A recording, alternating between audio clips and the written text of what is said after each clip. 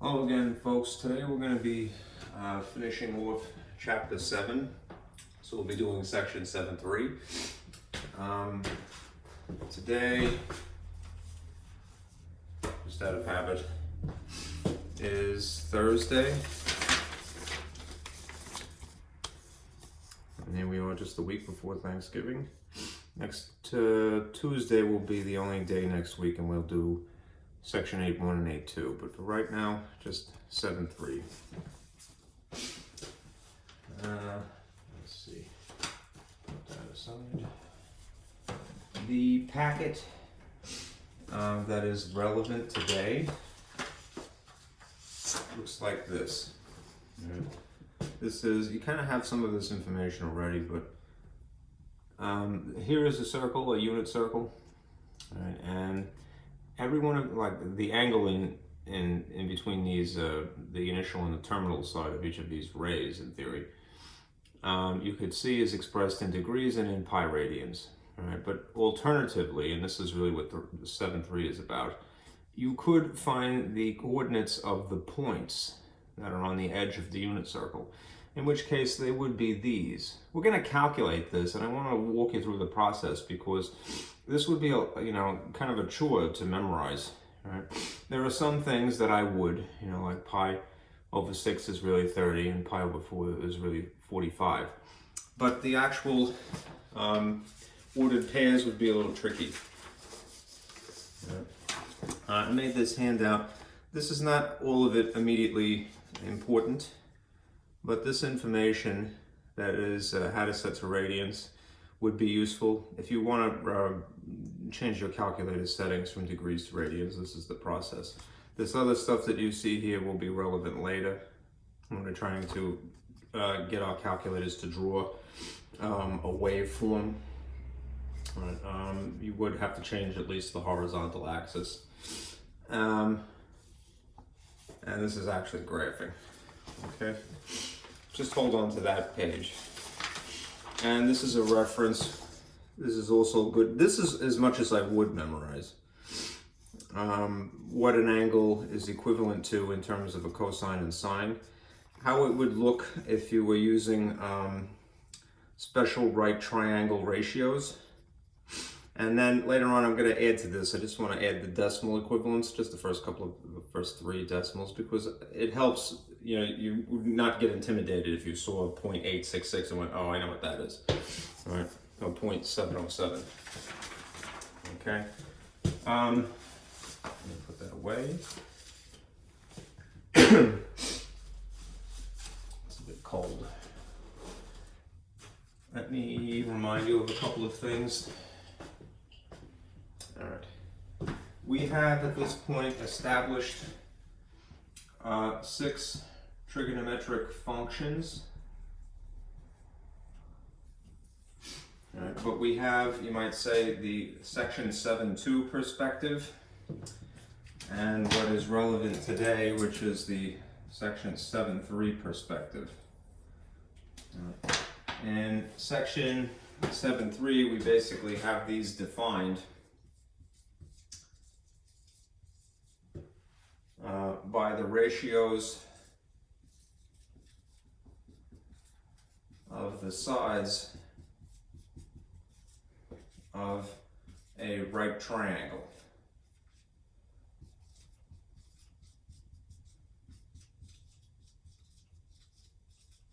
It's funny, I drew it and then I spelled it anyway after the fact. That's still going to be useful even in this section, but, all right, that is primarily the way it was discussed last time. What we would need to adapt today is this. To define these trigonometric functions similarly by ratios, but by ratios of the sides of a right triangle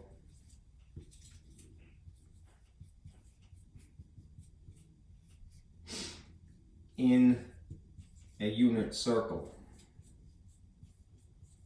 The book has a way of doing it that I will walk you through, and it's an alternative. It's not drastically different, really. It's not really the way that I was taught it. All right. Anyhow, a unit circle, just remember a couple of things. Right? A unit circle, which is the title of the section, right, has this real defining feature. The radius is equal to 1. All right? Technically, the center is at the origin. Okay. But most importantly, the radius would equal 1. Right? And that will really decide what the sides of a right triangle would be if you could fit one into the inside of a unit circle. Okay. Let me remind you of something. I did not erase this from last time. And I'm trying not to because it was a chore to make it. And I don't have a projector. This is what I say when we're talking about the sides of a right triangle. A free floating in space right triangle. All right. Instead of saying y over r or so forth, we use these expressions. Opposite over hypotenuse, adjacent over hypotenuse, opposite over adjacent, and then there's the reciprocals. This is really the perspective now. All right. The sine of theta, and it's not really important. I wrote this in script for whatever reason, and these in capital letters, right? I guess I did that just because this is introducing the concept, and this is like, okay, I'm comfortable with it, all right? The sine of theta, or the angle, is the ratio that if it, it just might be oriented in standard position, it would be opposite, would be y, right? And the hypotenuse would be a radius. All right.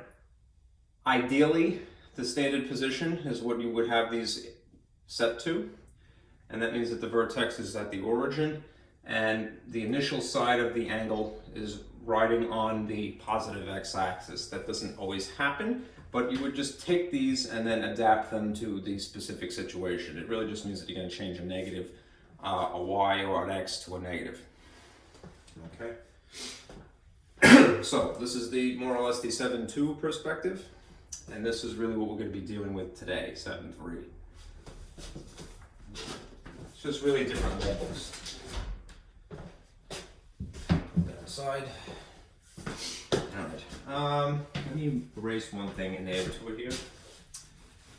Ooh. There's always one in the batch. One marker in the batch of markers that just writes really well. It won't go away. Usually it's blue.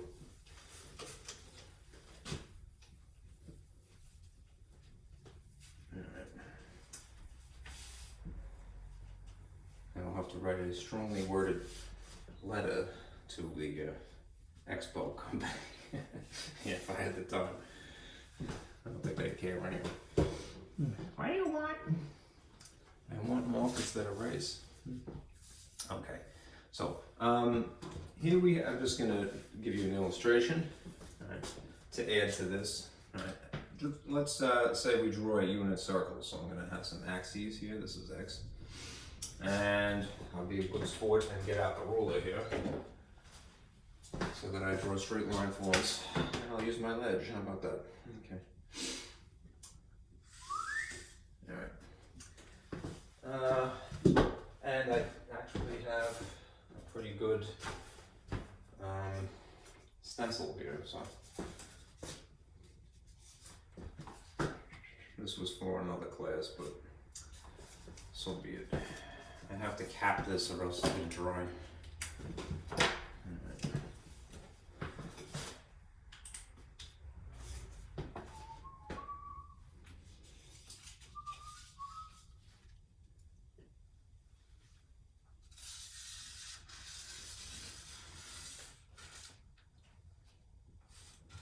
Not perfect anyway.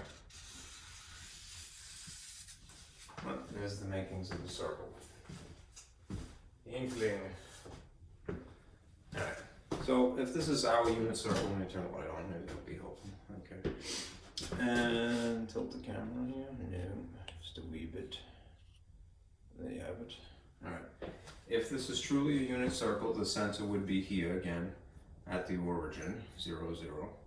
And the radius, which defines the circle, would be r equals 1, whatever the unit may be. Now, if you wanted to decide, calculate what the coordinates are of this point here, P, we'll call it. All right. You could use trigonometric ratios to figure that out. All right. What you do if you're going to draw a right triangle in here, always draw a vertical line perpendicular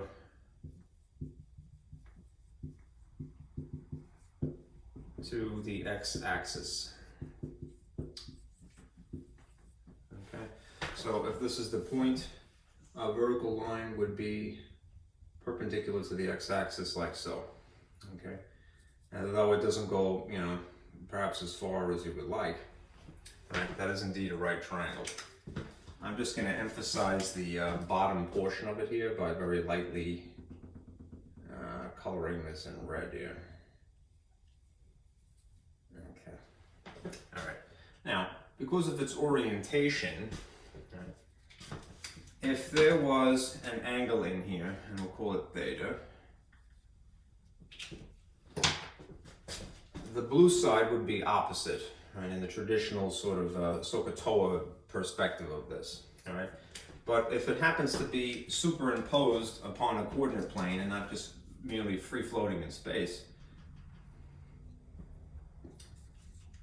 then this opposite side would be naturally appropriately labeled y for its height, okay?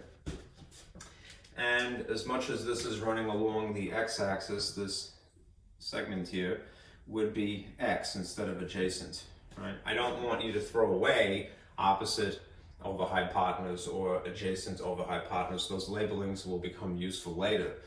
But right, for right now, we're going to call them y and x. Right. So here's how this is adapted.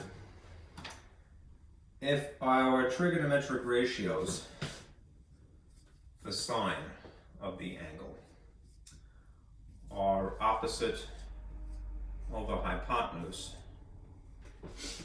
right, then in regard to the opposite of this angle would be, in this instance, y, and the hypotenuse in this instance would be r.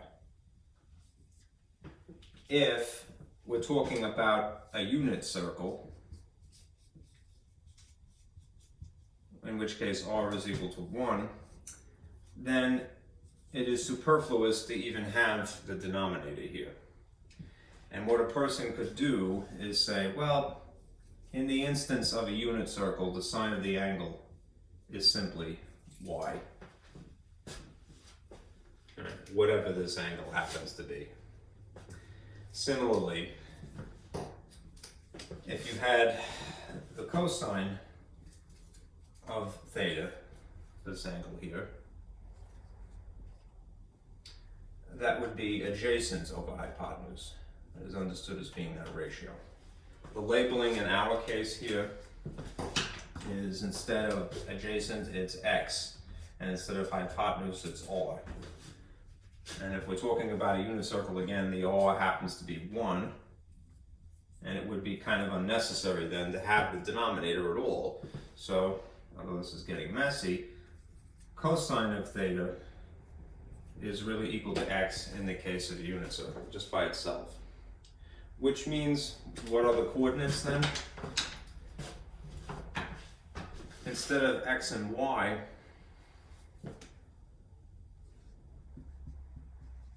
you could write it as such. The coordinates standing in place of x is cosine of whatever the angle is, comma, in place of y, sine whatever the angle is. I would not throw away the other, the r entirely. It's something that may be useful to you if you have something other than a unit circle. right? And often you do, but those would be the coordinates instead. Okay?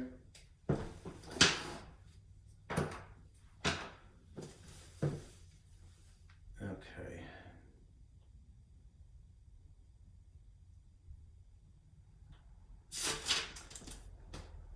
Let me remind you of something from way back in chapter 1, chapter 2, I believe, the first chapter.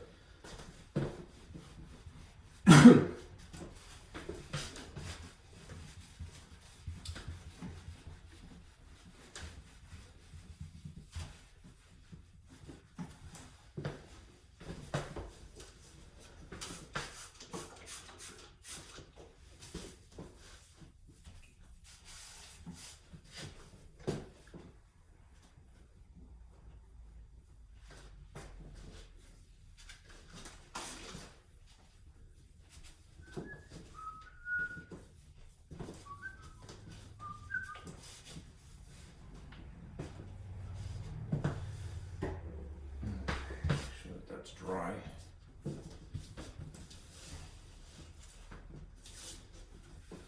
Sometimes it takes a moment. This is why I always end up looking like I work in a coal mine. Yeah. It doesn't go away. Okay. Working in a coal mine. It's an old school. Alright, remember a couple of things from chapter 2. We had established some formulas at that time. Right. And probably what's the creme de la creme, right? You know, the most famous of all formulas, perhaps, Pythagorean theorem.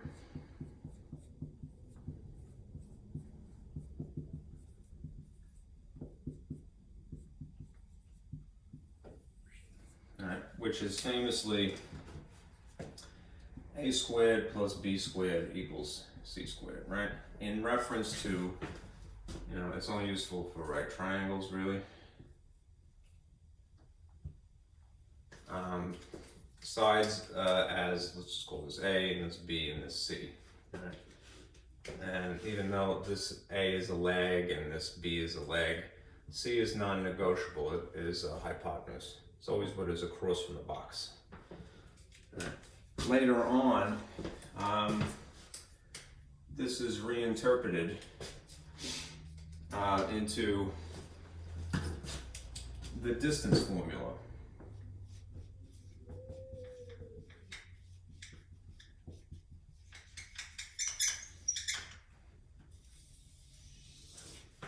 I hope that's not too faint. That's a bit better. Yeah. The distance formula being, it's the Pythagorean theorem slightly rearranged, and really the labels have changed. So instead of C, it's called D as in distance. And instead of it being C squared, some of the arithmetic has been performed here. And instead of individual numbers A and B, we use coordinates. So if you had two X's and you subtracted them, and two Y's and then subtracted them, you would have the distance formula, which would be the distance between 2 points. Right. Oh, brother. That's a terrible way to write that. I meant to do this. D instead of C. Right. So if this is x1 and y1, and this is x2 and y2, one could calculate the distance. Right. Basically, it doesn't have to be A specifically, but a whole number that in theory would make up this dimension, right, would be the y's, you know, and the whole number that makes up B would be the x's, their difference. You know? It's just changing the labeling. Taking it one step further, this could be adapted to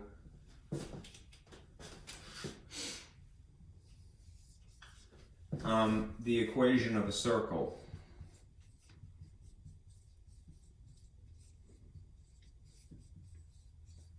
And once again, the labels are changed.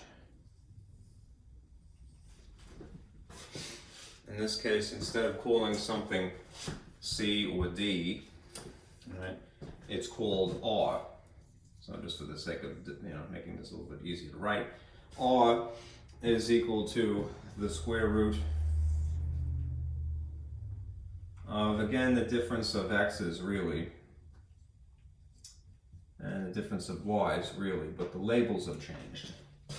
So they label them in a similar fashion to transformations. So you'll see minus h tucked in here and minus k. Right. And it's understood that h comma k is the center of this circle. So if you had something written in this style, you could pluck out this number and this number respectively, change their signs, and then you would have it. That's the center, right? And presumably you know the radius already. You only need those two features to draw a picture. There is one other step you can go. If you were to write this equation of a circle in standard form of the equation of a circle,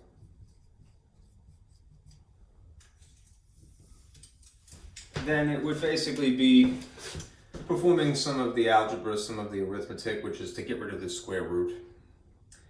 How do you get rid of square roots? You perform the opposite operation, right? So if you square a square root, it cancels, but then you would have to do it to the opposite side, which would affect the radius, which is why you would have this. R squared is equal to this difference, again,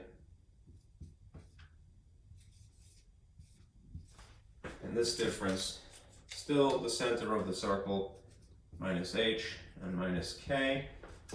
But you have something that is remarkably similar to what we started. It's kind of a roundabout way, which is something of a pun, as we're talking about circles here, right?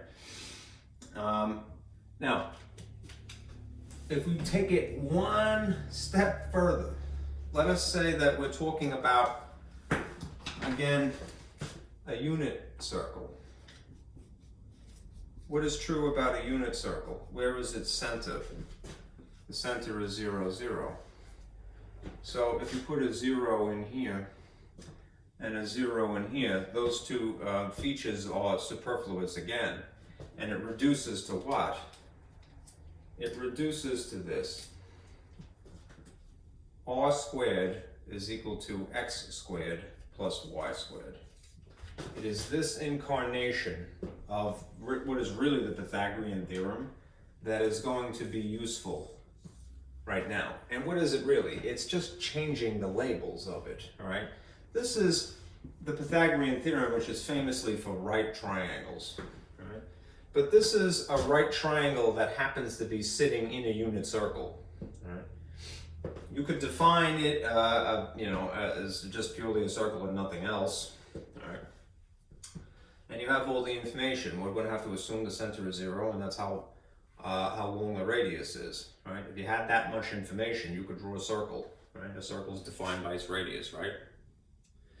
And in theory, where its center is. Right? But this is just taking a circle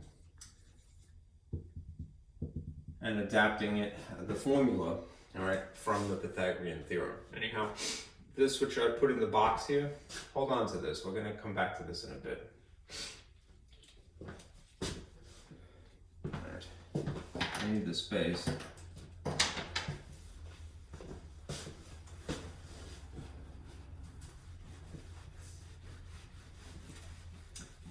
So let me erase this.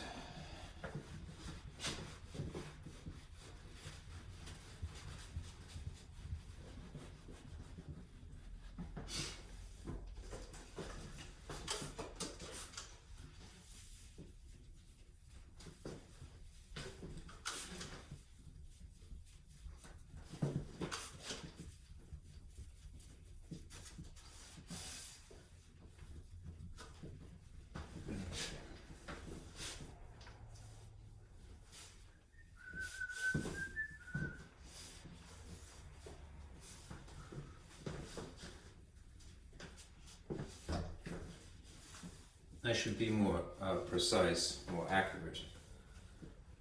This formula,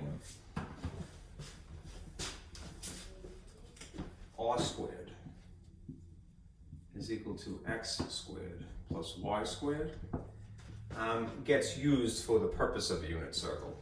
But really, this could be used for more than a unit circle. Right? This is really just a circle with center 0, 0, which is only half of the two criteria that define something as a unit circle. If we were to take it even further, one step further, I swear this is the last sort of nudge here, and adapt this completely to a unit circle. Both criteria. Right? That is center at 0, 0 and radius equal 1, then what we can do is basically insert the trigonometric ratios that we already have. Remember from before, right, here's a simple coordinate plane. Here is not the most perfectly drawn circle, but something that resembles, ugh, it's just terrible, I can't stand it. I really should use a stencil. It's awful. That's a little bit better. It's probably not quite in proportion. It's a little amoeba shaped, but you get the idea. R equals 1, center at 0, 0. And we have these coordinates x comma y, which we had already decided are what and what. This is, standing in place of x is cosine of theta. And standing in place of y is the sine of theta, right, as an ordered pair.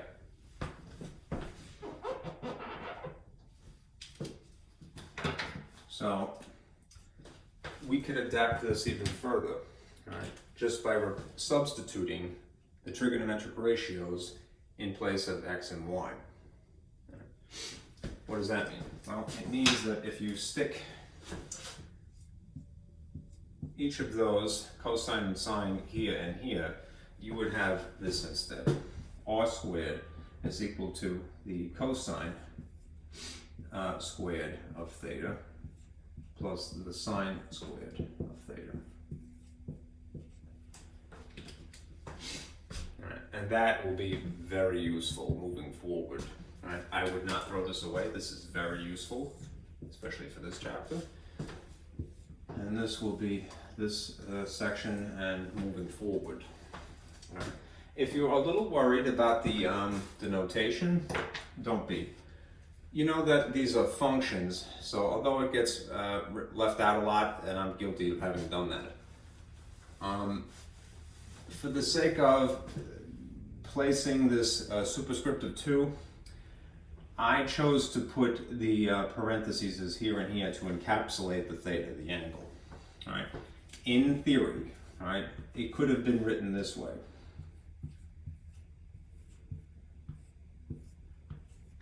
All right. As a matter of fact, if you were going to substitute cosine of theta to begin with, that's probably the more natural, intuitive way of writing that. Just realize that once this, once the parentheses is here and here are dropped, right, the superscript 2 really has to go in between the cosine and the theta, because that is the input of the function, right? And it is not itself being squared, it's the function that's being squared. Okay?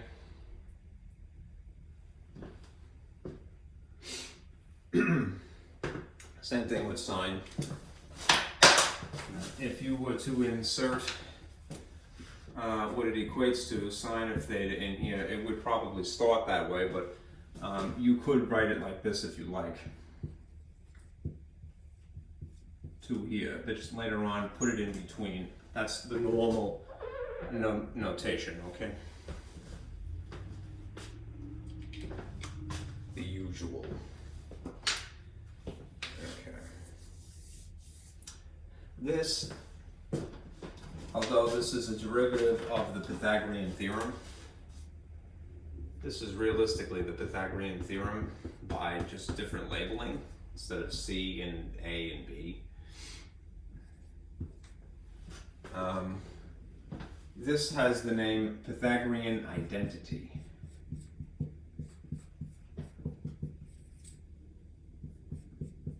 And there is one other thing I've neglected to do. If we're talking about a unit circle, what is the R value? It's 1. So if I substituted 1 in here, what's just 1 squared? It's just 1 again, right? So this would be the least complex way of writing it. Cosine squared of theta plus the sine squared of theta equals 1. Okay. That's the best way of writing the Pythagorean identity. Okay? So save this, save this. All right, let's do an example. I probably have to hit this with the spray again.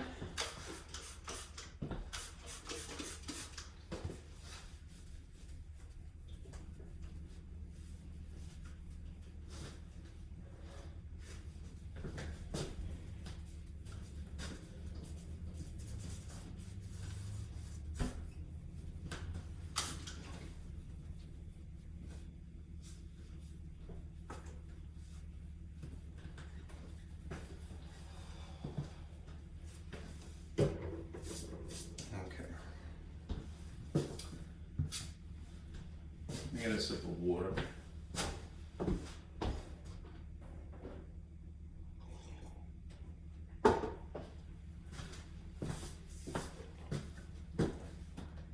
Okay.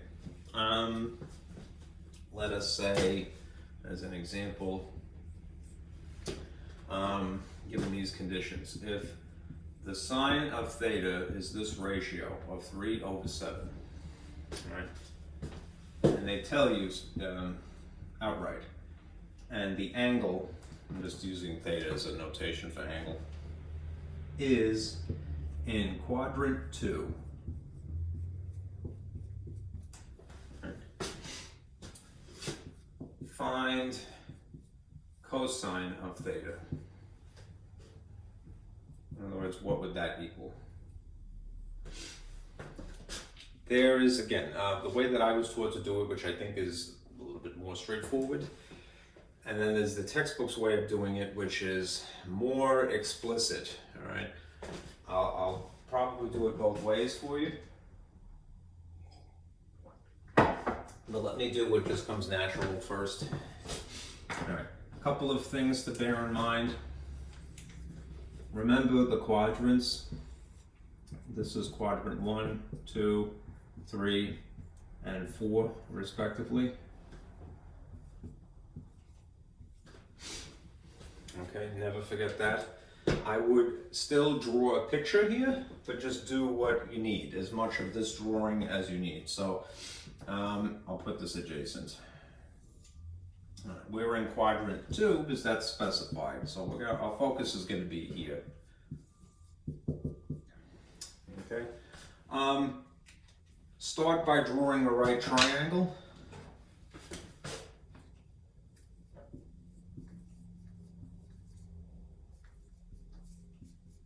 In the appropriate quadrant. In theory, we have a circle here. All right. And there's a point that is in quadrant 2. And as a result of that, there is a radius that extends from here to the center. If we draw a right triangle, draw it again perpendicular to the axis, so like that. It doesn't have to be red, but it must be perpendicular. And just emphasize that this is a right triangle. I'm going to highlight this. And now we have, once again, an x value, and we have a y value. in addition to, in theory, an R value. All right, now, if they told you that this is in quadrant 2, this is where you have to change the signs, all right? A little note here. R is always positive, all right? Which means that it's only X or Y that are negative. If you were in quadrant 2, Y is still positive, and X is now, because it's facing the opposite side here, it's negative. So if you want up front, you could make that change. Just be aware, whatever actual number magnitude that you get, just at the end adjust it so that it is negative. Otherwise, it would be technically referring to the first quadrant. Okay. Now, if you want to zero in on the triangle, and I've written it kind of tiny, I just would enlarge this.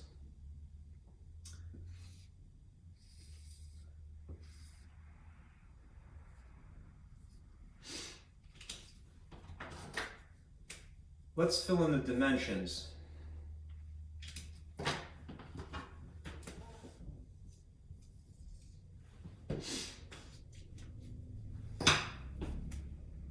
What is the dimension of, what are the dimensions X and Y of this right triangle? You might intuitively know, but let me remind you of something.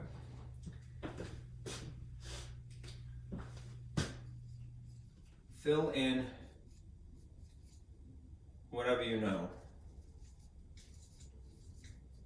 is known, right? The R value is known, right?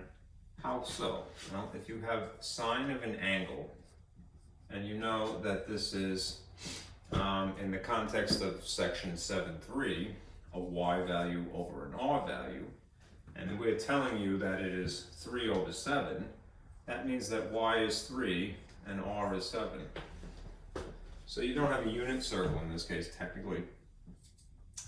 You have something that is proportionate to it. I would label this as 7. Right? And therefore, if this is a Y value, then Y is equal to positive 3 because it's oriented in quadrant 2. What is still unknown is the X value. Now, we're looking for cosine of theta anyhow, but remember what cosine is. Cosine of theta is, again, in the context of section 7.3, X over R. We already know that the R is 7, but the X value we don't know. Right? To answer the question, we need to just figure out what this fraction is. So, we have the Pythagorean theorem, and we have the majority of information. So we could interpret what the X is pretty easily. For the sake of space, let me erase this.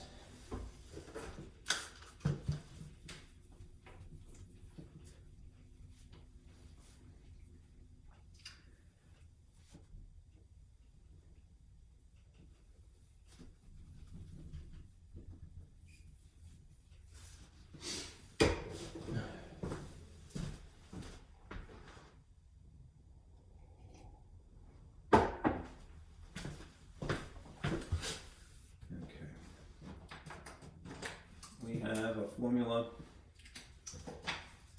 the Pythagorean theorem, just written in the style of the equation of a circle.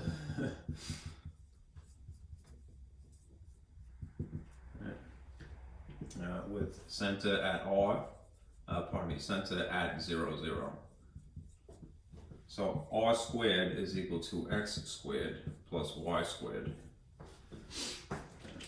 If we rearrange it first to solve for X, right, I would always do this before you put it in numbers. Right? Less putting in the numbers somehow makes the process a little less complicated. And just start with the actual formula and rearrange the parts. I'm going to bring y squared over here. I'm going to do so by doing the opposite of adding, which is namely subtracting. So I'm going to subtract y squared from both sides. Something minus itself, even if it's squared, cancels. X squared, I'm going to write it on this side, is r minus y. R squared minus y squared. Which means that if you were to write it just x, we would square root this for the cancellation effect and then do the entire other side. R squared minus y squared. Right. Insert the numbers that you have. We know that y is 3 and we know that r is 7. Then follow the order of operations, which means the guts of the radical, the radicand, and the squares first. So this is 49 minus 9, which is the square root of 40. Right? Square root of 40 is correct, but it needs to be factored in theory. Let me remind you of something else here. I need the space.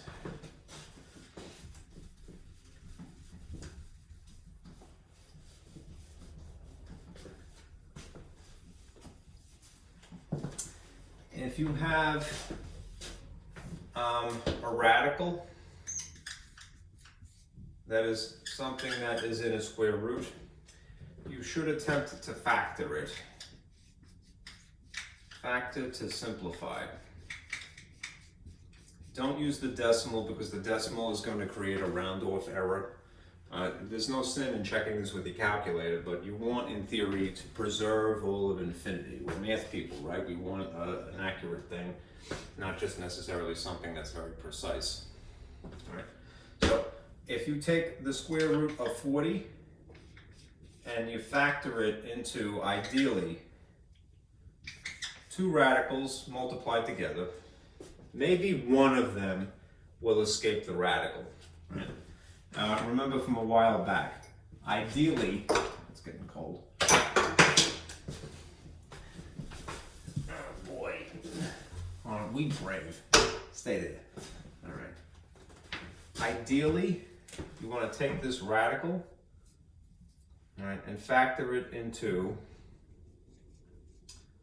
the highest perfect square, or if you're talking about a cube root, the highest perfect cube possible, right?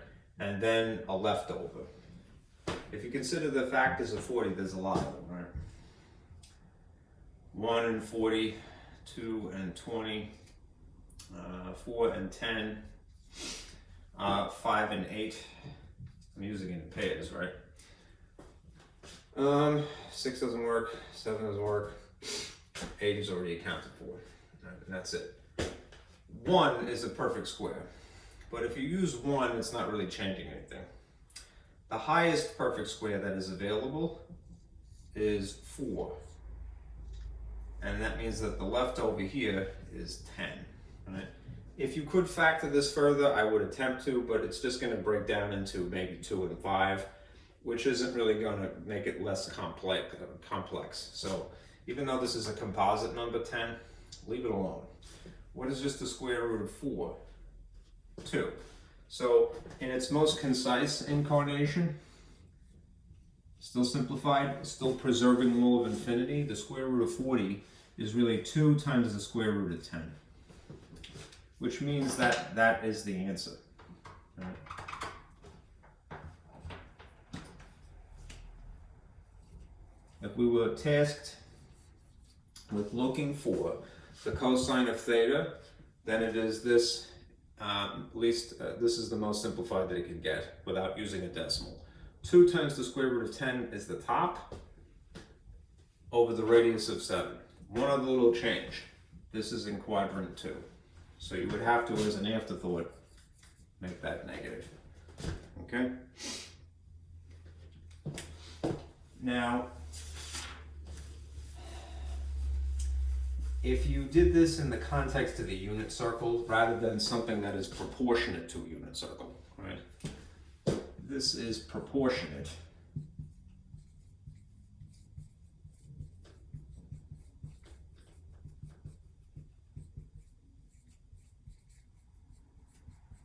you will get the same answer. All right? But instead of using whole numbers, which to me is probably the more intuitive thing to do, the textbook, for whatever reason, perhaps because coordinates is the next type of problem, they use fractions. Right? So just for the sake of comparison, let me show you the same problem but done, and you will get the same answer, negative 2 square root of 10 over 7, all right, but using a genuine unit circle.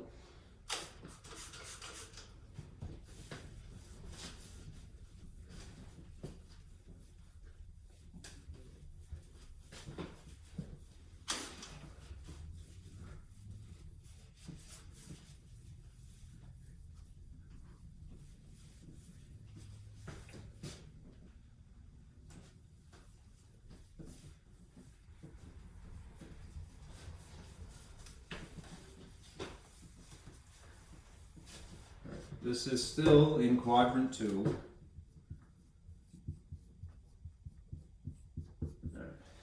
So if you started out again with this axes, with these axes, it's not proper English. And you have a circle here, and you have a point on it. This is quadrant 2. In the context of a true unit circle, what would be the radius? The radius would be equal to 1, in addition to the center being at 0, 0. Right. That means that the sides will be different dimensions than what I had written, but they'll be proportionate. So I'm just highlighting here to emphasize what we're looking for. This is still negative x. This is still positive y because you're in quadrant 2. If I expand this, explode this view, so that it's a little bit easier to read.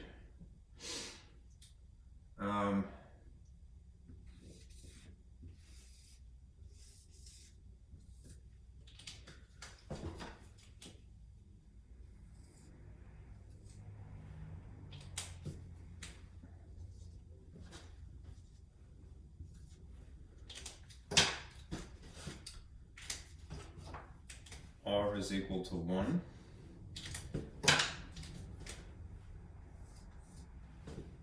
But these would technically be different. This is still negative x, and this is still positive y. But the number, instead of how I broke it up, which I think is more intuitive, would work. So let me get to this. Remember, if this is x comma y, this point, and as an alternative, all right, we could write them using the trigonometric functions. What is x? It's cosine of theta. Simply, for a unit circle, right? The r value is just 1, so it just basically doesn't have to be written. What is y? Sine of theta. All right, so that means that at this point, when you're substituting, at least in the drawing, y is sine of theta. And cosine is, or pardon me, x is the cosine of theta, which is what we're actually looking for. What is standing in place of sine of theta, though, in this problem? The fraction 7 over 3. That means that in this drawing, the number that would be sitting here is 7 over 3. Now, superficially at least, that might seem kind of wrong, but it's not, because the difference between this drawing and the one that I had done is that I was using a proportionate circle, that the radius was 7. Right? If something is proportionate, just as to remind you, two triangles, two figures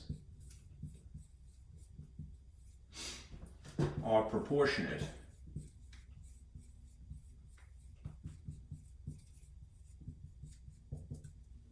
if the dimensions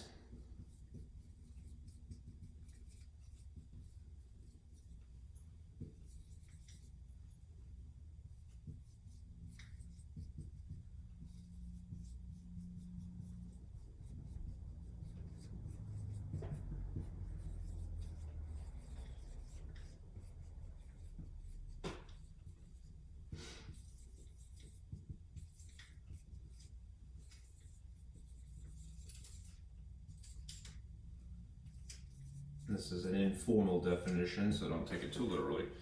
Two figures are proportionate if the dimensions can all be multiplied by the same factor, right? Either to enlarge the figure or to shrink the figure. If I multiplied this by 7, then the radius would be 7. If I multiplied this by 7, then this would be 21 over 7, which is just 3, right? Using those numbers, 3 and 7, is what I had done in my last illustration. Okay, so take it with a grain of salt, all right? That's not the correct phrasing, sorry. Do it either way, all right? I think using whole numbers is probably a little bit more intuitive, but I don't want to talk you out of doing it this way either, right? You will get the same answer, all right? It's just that when you're substituting, you're going to be substituting 3/7 and substituting 1, right? Here's how that would look.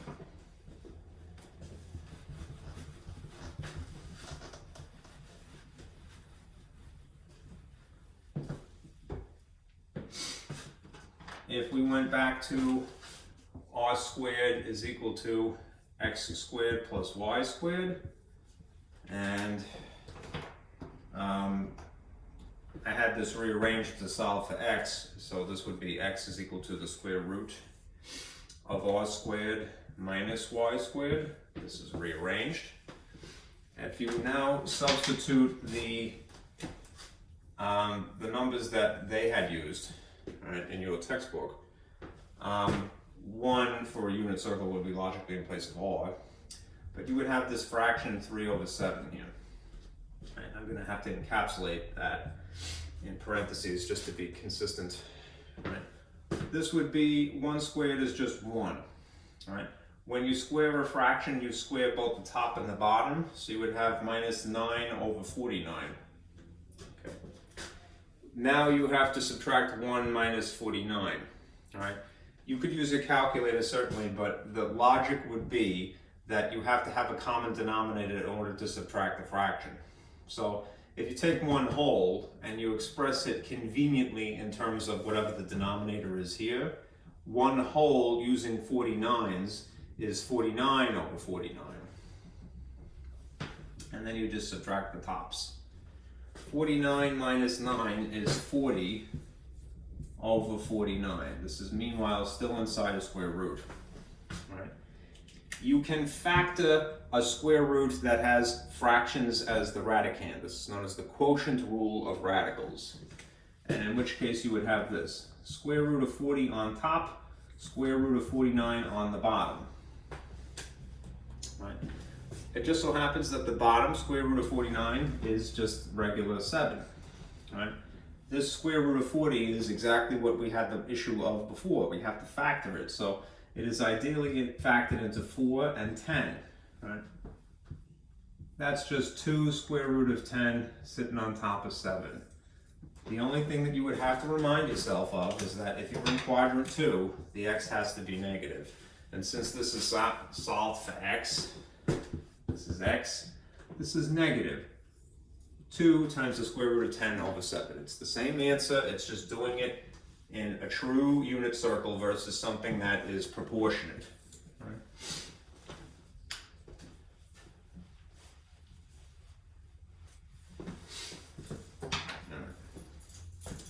cold in this hallway.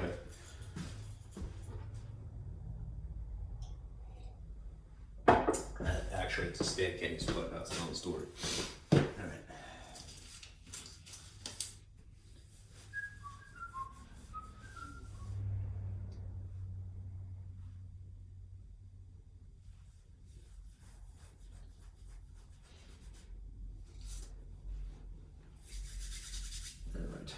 Let me erase this, and now we'll look for coordinates.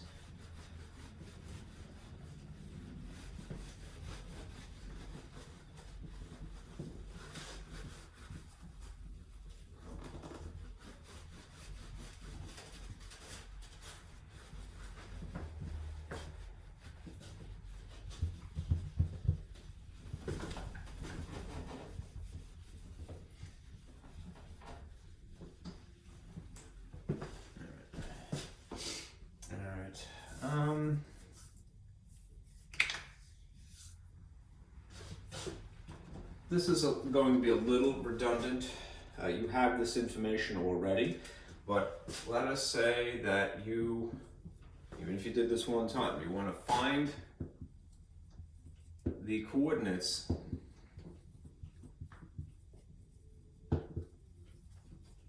x comma y using special right triangle relationships.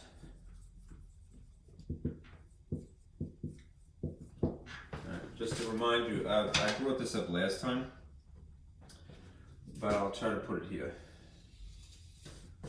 We have two special right triangles.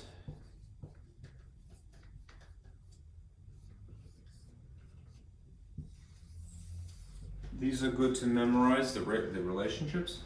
Right. One is the 30, 60, 90, and the other is the 45, 45, 90.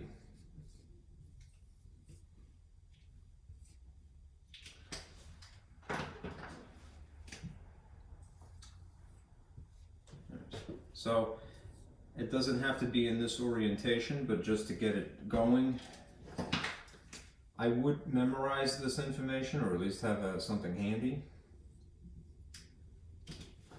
If the dimensions in your triangle are 30 in this corner, 60 here, and if it's a right triangle, it would logically be 90 there. The side dimensions are the square root of 3 between the 30 and the 90. 1 and 2 for the radius, the hypotenuse. If your dimensions are 45 in this corner, 45 in this, and then the 90 would be here, it's 1, 1, and the square root of 2. Now, if you needed to adapt this to some proportionate triangle, and the reason why I would argue that this, what I have written here, square root of 3, 1, and 2 is better, is only for the reason that there are whole numbers involved. There is an alternative way of looking at this. I'm going to throw in the letter S, all right? Instead of 1, you could just put whatever S is, times 1, technically, times S, times S. Okay? And that would be, in this case, S, S, and the square root of 2. Right. Again, that means that you could form a larger right triangle that is proportionate, or a smaller right triangle that is proportionate, as long as you have these factors, square root of 3, 1, and 2, in those respective places. Right? The square root of 3 is between 30 and 90. Right. And don't confuse 2 with square root of 2. All right?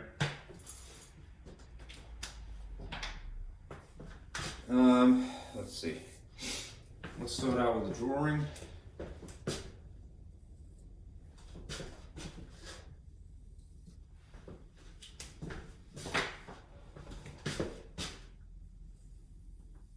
There's a circle again.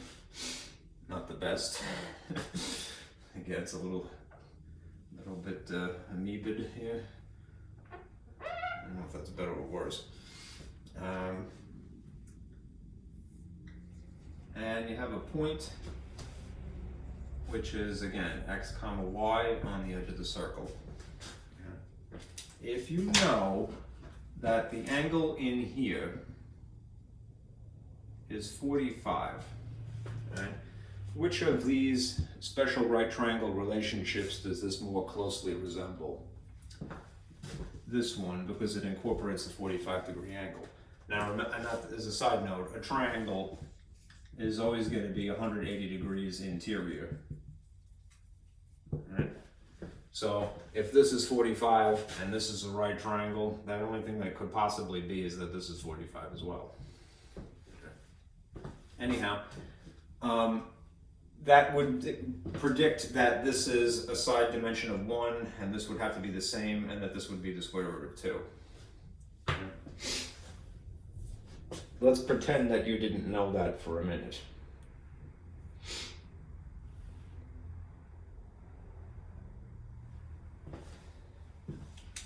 Let's pretend that the only information that we were given is that this is a unit circle. All right. If this is a unit circle, again, we know that the center is 0, 0.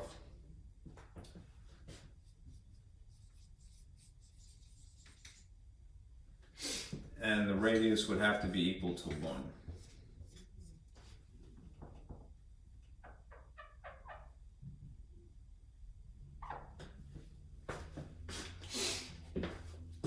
Then this R value would have to be 1 here.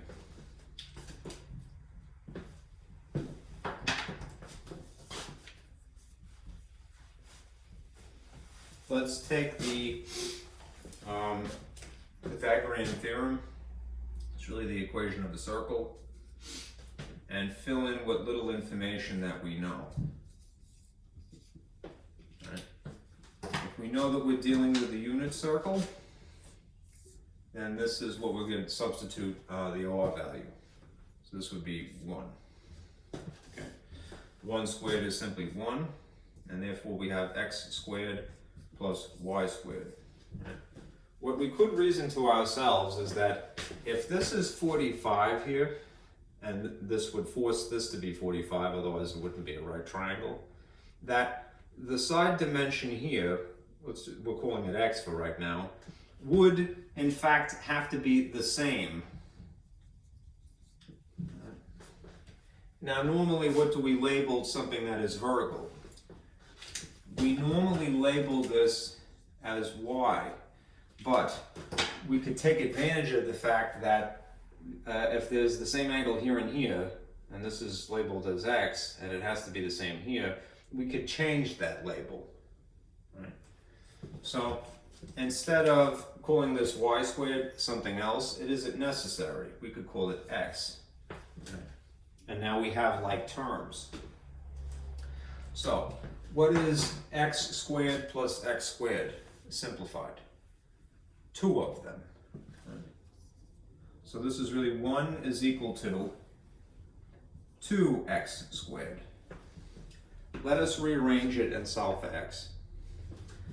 If 2 is the coefficient and we want to scoot it over to the opposite side, we do that via opposite operations. The opposite of multiplying by 2 is to divide by 2. 2's would cancel on this side, and then we would get what? We would get, I need the space. I'll put this up here.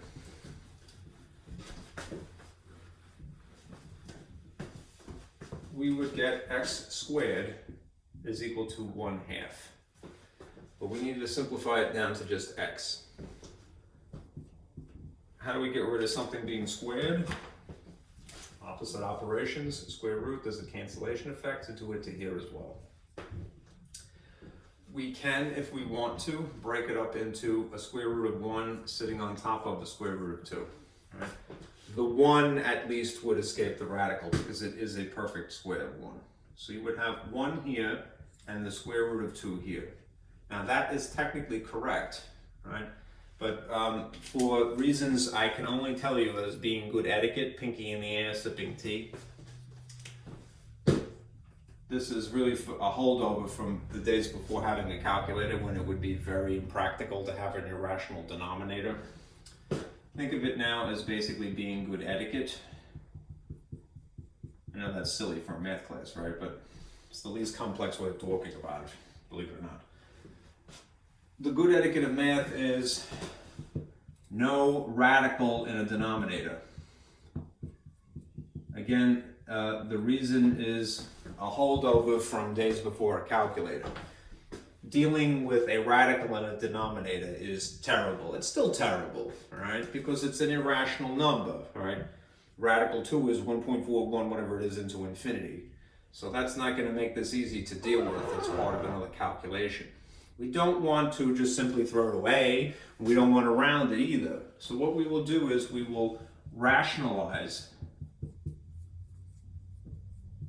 the denominator. We're going to basically rearrange this so no radical in the denominator. How do you do that if you rationalize? It essentially means multiply by a convenient ratio of 1.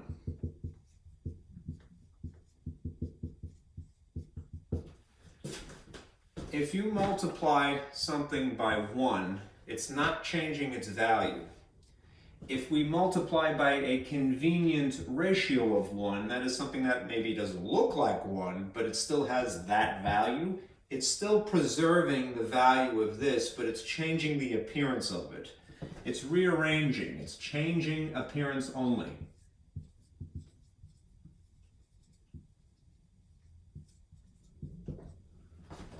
If the denominator here is the square root of 2, then the convenient ratio of 1 would be the square root of 2 sitting on top of the square root of 2.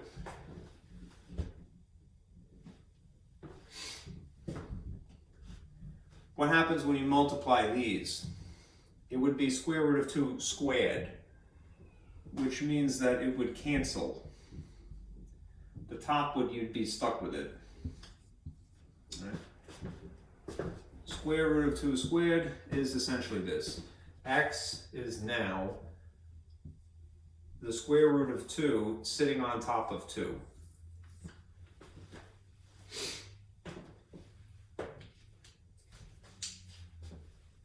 That means that as far as this dimension x here is concerned, we have part of it already. We need to still find y,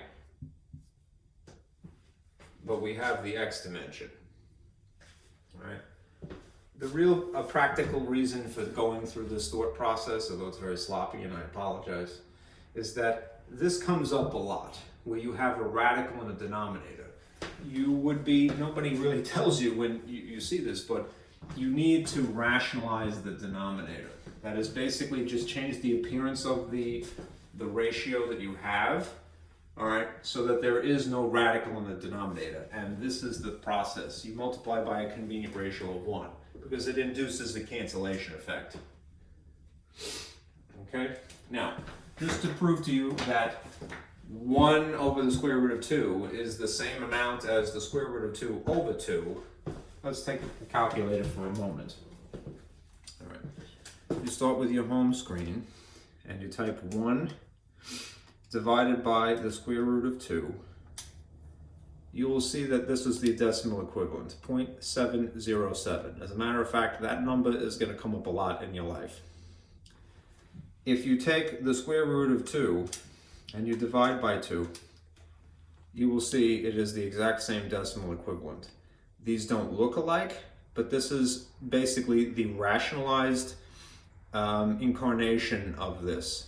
This is what something really is a ratio. This is the good etiquette of math down here. All right. Anyhow, we found the x value. We need to still find the y value. And we're going to go right back to the same equation, but instead of taking advantage of relationships, we're going to now substitute of an actual value in place of x. I'm desperately trying not to erase this because I need it as a reference.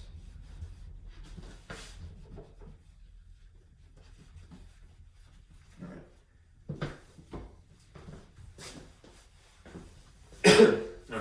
Now to get the y value, we'll rearrange this to solve for y, which just for the sake of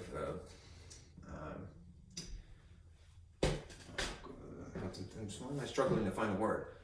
For the sake of expediting, let's have this rearranged to solve for y. All right? Y would be the square root of 1, because it's a unit circle, minus, because this x would be dragged over here, x squared.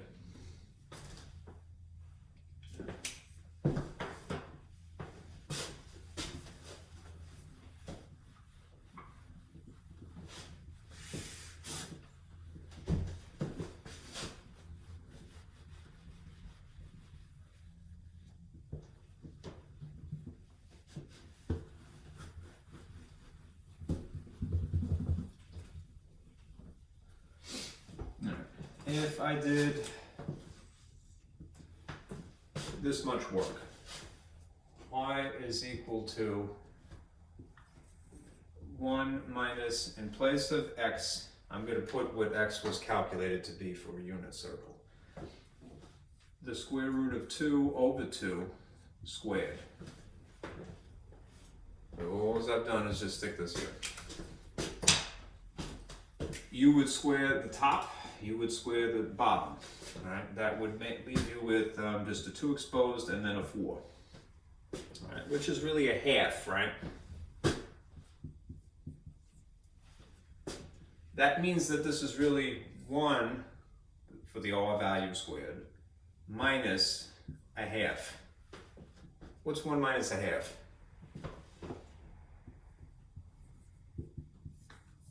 It's just positive 1/2. Right? Then you have the same issue as before. You have a fraction for the radicand, which is not wrong, all right, but it could be simplified. So you could break it up into the square root of 1 sitting over the square root of 2. The 1 would escape the radical naturally as just 1.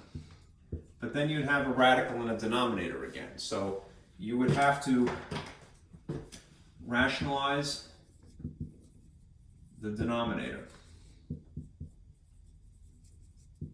all right, by multiplying by a convenient ratio of 1. Again, everyone will agree. When you multiply by 1, it's not changing anything, all right? But if you can choose a convenient incarnation of 1, you will choose square root of 2 in this case over the square root of 2. Something over itself is still equal to 1. It's ugly, all right, and it's complicated because it's an irrational number sitting on top of an irrational number, but it's something on top of itself. The effect is that when you multiply these, you get the square root of 2 over 2 again. That means that y is just coincidentally the square root of 2 over 2. And the coordinate pair for this point is this, square root of 2 over 2. In quadrant 1, that's what it would be. Now let me refer back to that handout. This is a summary of those points. I'm looking here because it's backwards. All right. Here's 45 degrees. Right? Imagine an angle in here. 45 degrees, otherwise known as pi over 4 in the radical, pardon me, the pi radian notation, is square root of 2 over 2. How is that? This is a unit circle, right? The radius is 1. If you had an angle that was right on the axis, quadrantal angles, notice that it's just 1, 0, 0, 1, -1, 0, and 0, -1. All right? And this is the thing that we just calculated. All right? We could do the same thing similarly for 60 and 30. I don't know if I want to do all of them, but let me show you the other one that is a little peculiar.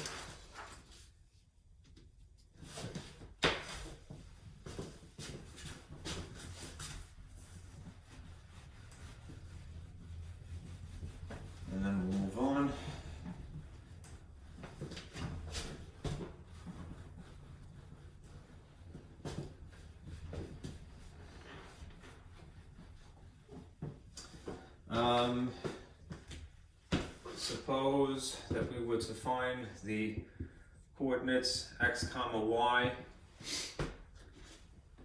using, again, special right angled triangle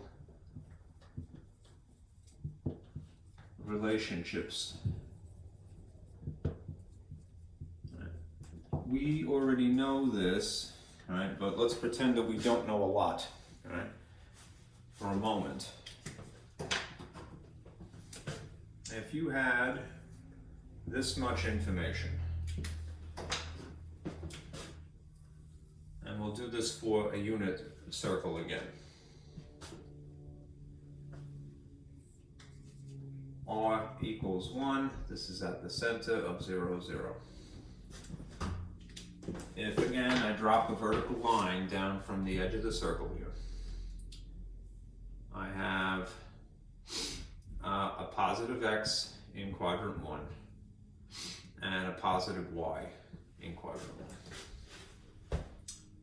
In order to figure out this point, if I'm told this much information, if I'm told that this is 30 here, right, then what that forces the situation to be is that this is a 60. And of course this block here is 90. Right. If I go to the Pythagorean theorem, that is the convenient incarnation of it, r squared equals x squared plus y squared,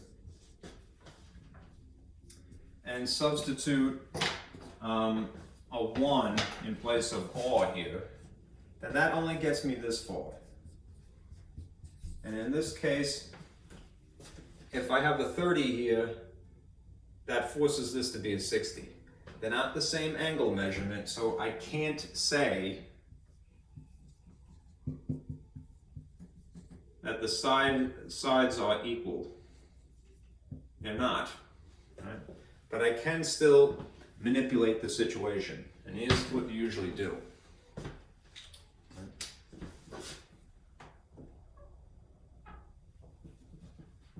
Imagine this to be the reflected image of it. So that you have another right triangle here, right? It's a little distorted, my picture. It really would be better if it was like this.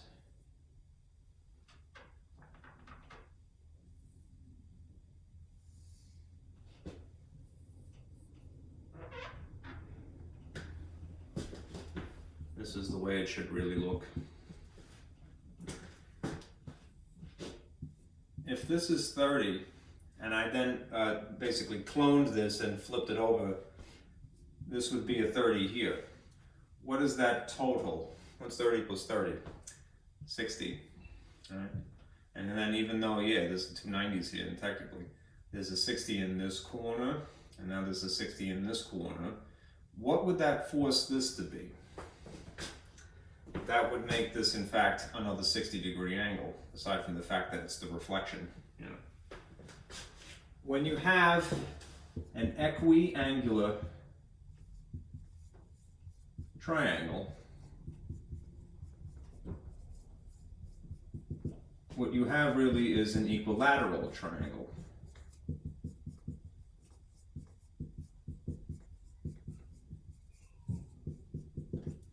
Right? Equiangular means all same angles, interior angles. Right? Equilateral means all same sides. So, if this is a y here, this would have to be a y here, and then this dimension here, which is called r, right, would also be r here, and the only thing that is x consistently is this middle here, which is no longer relevant. We could take advantage of that. In theory, the two y's in tandem would have to be yet another r. It looks like I'm drawing a flux capacity here. Essentially, you have r, r, and r. So we could rearrange this to solve for x, which was really the objective here to begin with. But we could change the y value to our advantage if necessary. If 2y's is equal to 1r, then let's solve for y. Divide by 2, divide by 2. Y is equal to r over 2. If we're talking about a unit circle, what is the r value anyway? It's 1 over 2. It's r is 1. R is 1 and the denominator is 2. Okay. It's getting a bit sloppy. So I'm really going to have to just eat it now and get rid of this. Take my medicine and erase this.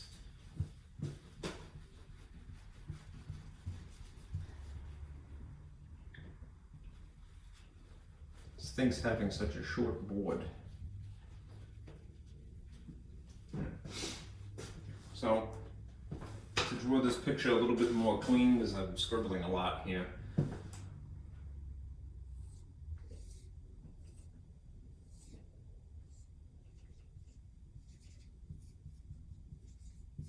This is really the goal here.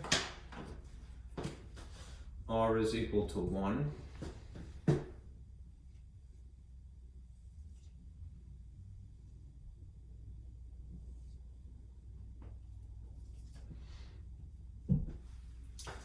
And we have figured out what y should be. X we don't know, but y is equal to a half. You could, if you wanted to, pull that trick, right? From special right triangle relationships. In the 30, between the 30 and the 90 is the square root of 3, but if you have a proportionate triangle,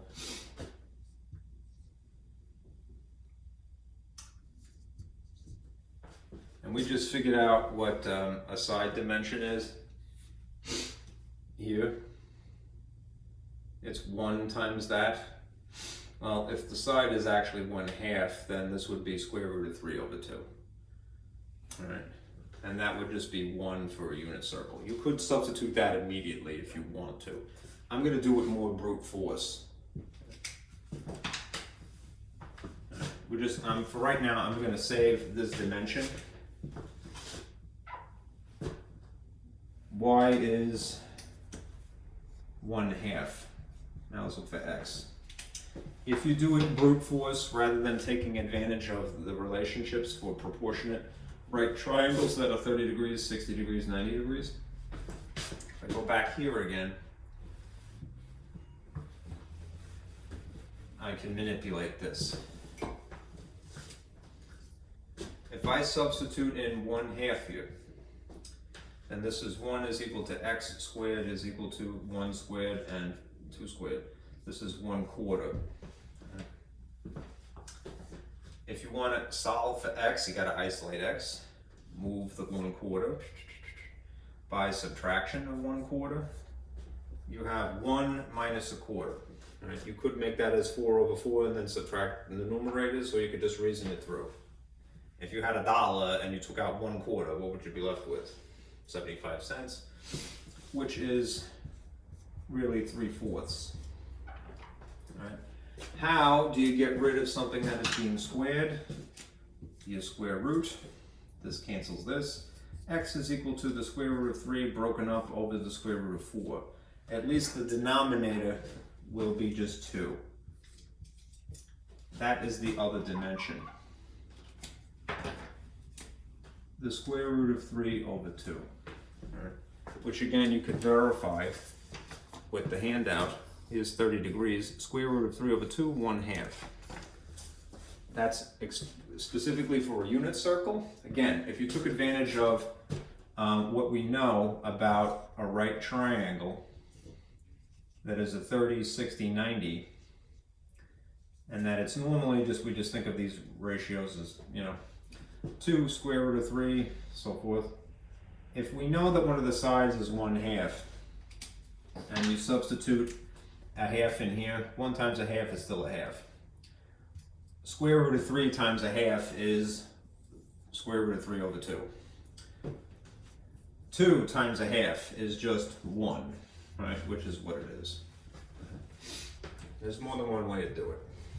I won't do the 60, it's the same process, it's just sort of backwards. Okay. Times it, and now we'll half hour. Okay.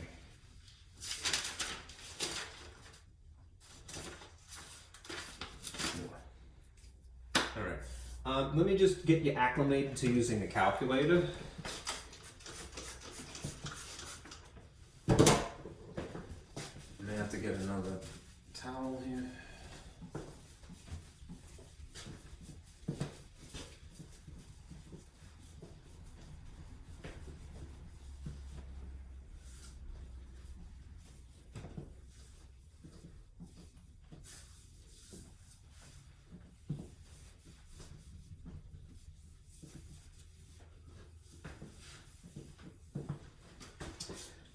If you had to simply evaluate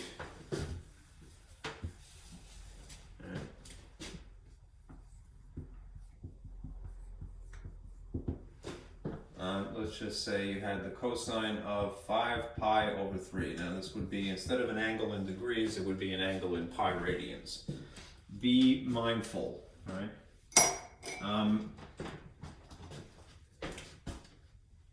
Set your calculator to radian mode.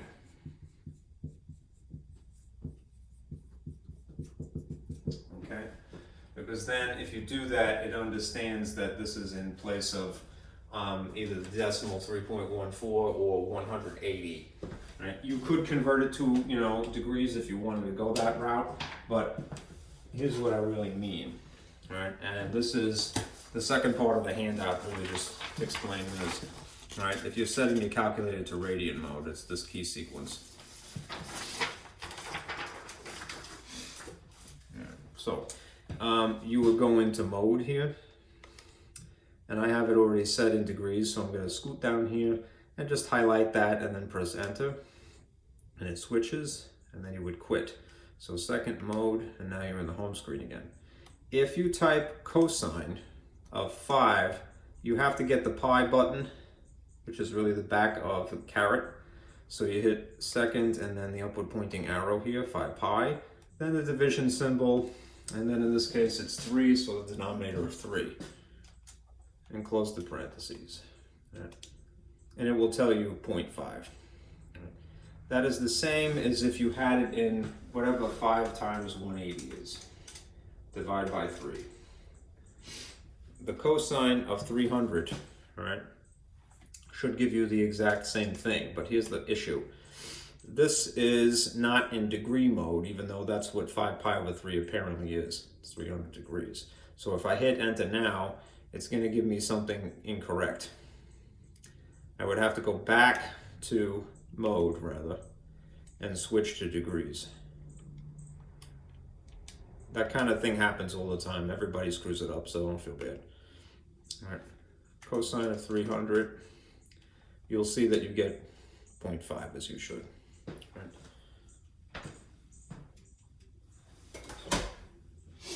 right. This diagram here summarizes what you would get if you had your calculator to do some of this for you. My hands are so cold I can't actually grab the paper.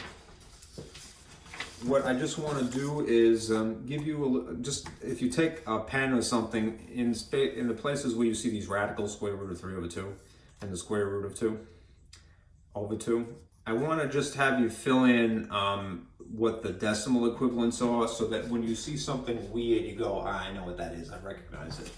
All right. This is a solution, comes up a lot. If you have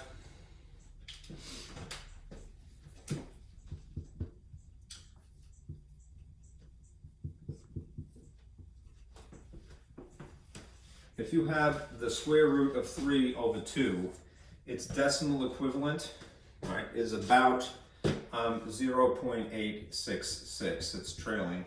Right? if you have the square root of 2 over 2, this is about 0.707.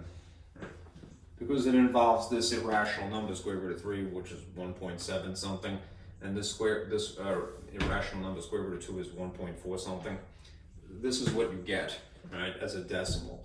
So on your screen, if you see this, go, aha, this is the ratio, right? If you see this, go, aha, this is the ratio, right? And if you see square root of 2 over 2, this is implying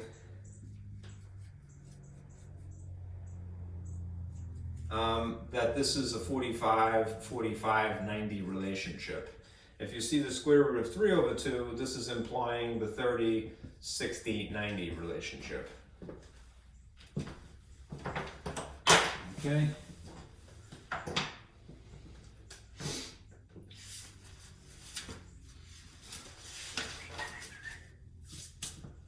All right, let me get another paper towel. This is like really worn out. Oh, it's so nice and warm in here.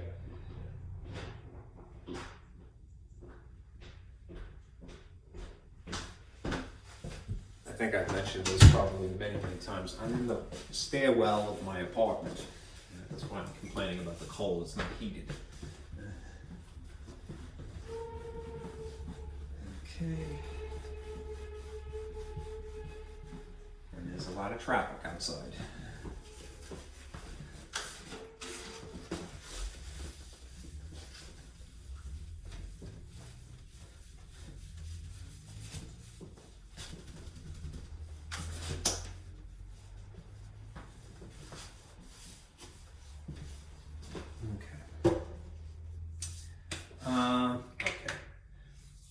Couple of things to remember. This is also information from last time, but we're going to use reference angles.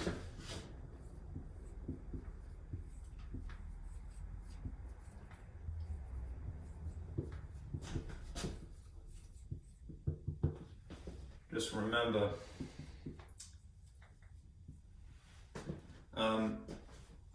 if you were in quadrant 1, versus if you're in quadrant 2, or quadrant 3, or quadrant 4.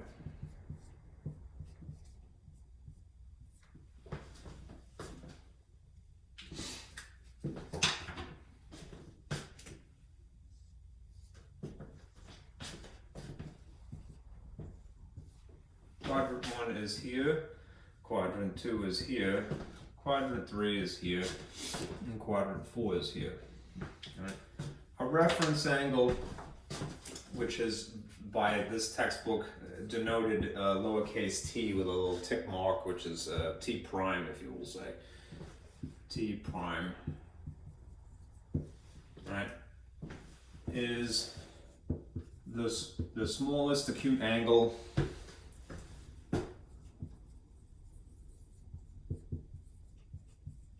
meaning less than 90.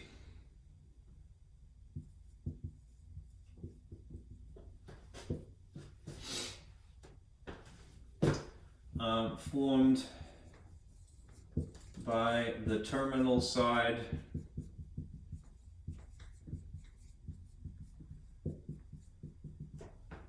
of the original angle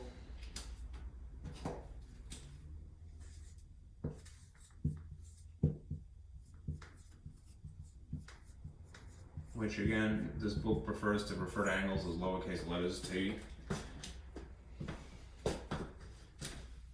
And the horizontal axis.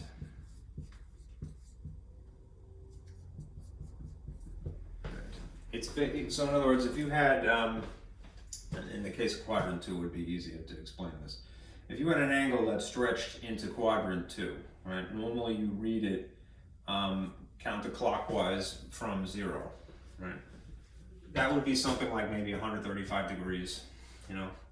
What you will do is use a reference angle instead, which is to draw a little right triangle here that connects the point of this ray here to the horizontal axis, and then use the angle in here instead. What is in here is the reference angle.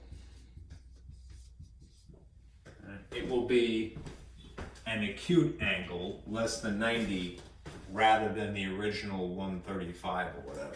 Right. So technically what would that be? It would be 45 degrees, something like that. Okay. Anyhow, if you wanted a formula to basically get through this,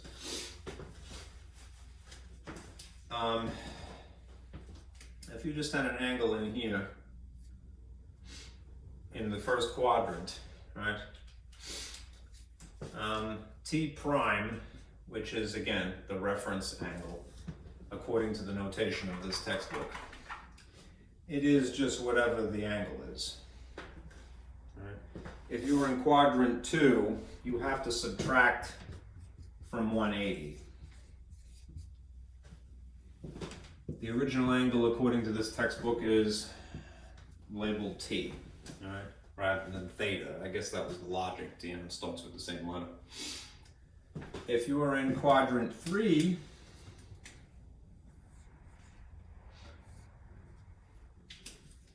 and again, you would try to figure out what the angle is here. This is the reference angle.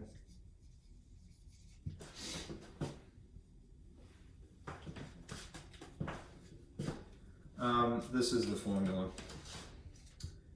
T prime, the reference angle, is going to be the angle minus 180. And a lot of times in a textbook they'll use absolute value lines, just not to then you could do the calculation, you know, brute force, and then you just correct it. I like the logic of this better personally. Let's see. If you are all the way in quadrant 4, which is you're reading it in the normal way, you would try to look for a reference angle here. All right, an acute angle that uses the same terminal side and then it connects to the horizontal axis. All right, this is T prime is 360 minus the original angle. The bottom line is you either have what you have, you're subtracting or adding, you're subtracting to or from 180, or you're subtracting from 360. Okay? That's information really from last time, but it warrants repetition because we're going to go into something that utilizes that.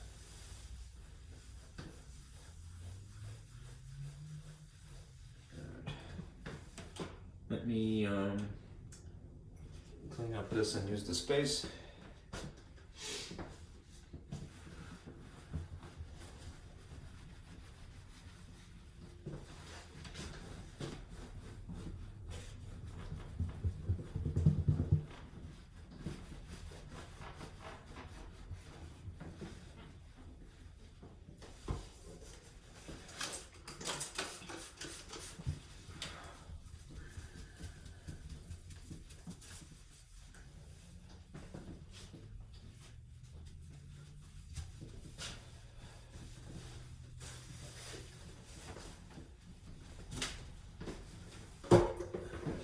Water.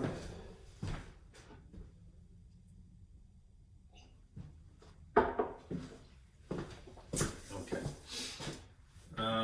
Here's the kind of problem you'll see.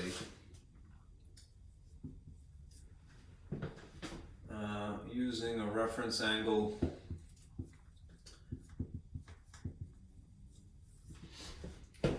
find the cosine of 150 degrees. As a procedure, I would always encourage you, draw what you know. If you know that you have a 150 degree angle, and this is the coordinate plane as we know it, that this is 0 and you read counterclockwise, then this is 90, and this is 180, and this is technically 270. and then continuing, you get back to 360. 150 degrees would park you where? 150 degrees is somewhere in between 90 and 180. So this is quadrant 2. Now if I use a reference angle instead of the original angle, let's figure out what this reference is.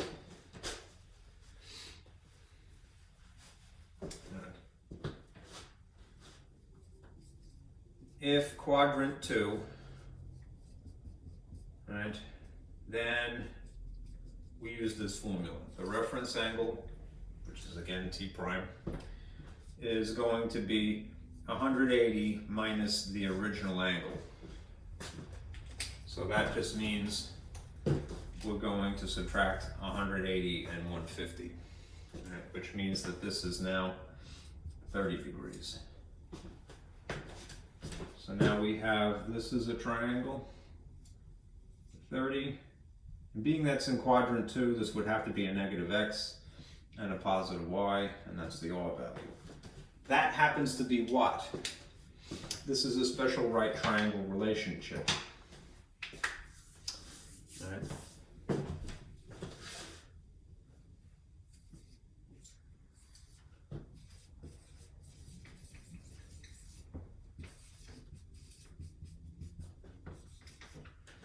And it's specifically the 30, 60, 90.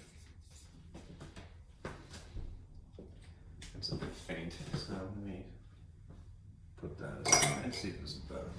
All right. What does that mean? Well, between the 30, that might write's much better. This is the new marker. Between the 30 and the 90 would have to be the square root of 3. Since it happens to be in quadrant 2, it's going to be negative square root of 3, right? This would force this situation to be 60. This is a positive y value. That would be positive 1. What does that make the radius then? Positive 2. It's always positive. It's just 2. Right? So if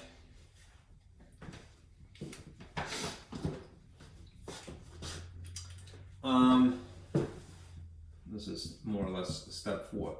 If the cosine of theta is equal to, I'm going to use the trigonometric ratio incarnation of this from section 7.2 now. I think it's less confusing. Any orientation version of this, right? Cosine is adjacent over hypotenuse. So what is adjacent to 30 degrees? Negative square root of 3.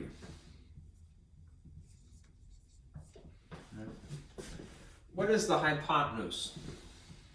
It's 2. And remember, the hypotenuse is always positive. So in the context of this problem, this theta would be 150 degrees. This is what the solution to this would be, the outcome. Right? Now you could verify that with your calculator, but your calculator is going to give you a decimal, right?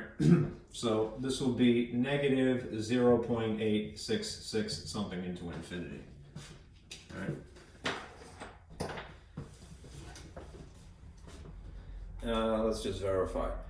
If you took your calculator, and I have it in degree mode right now, and you entered 150, you should get negative 0.866 into it, whatever the decimals are, because that's what the ratio of negative square root of 3, 1.7, is divided by 2.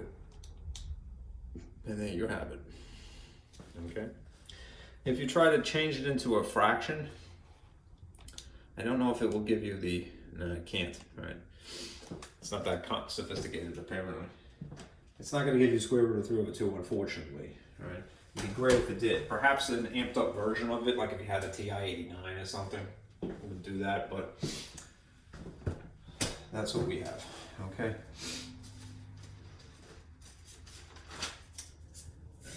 Let's do one that's in pi radians.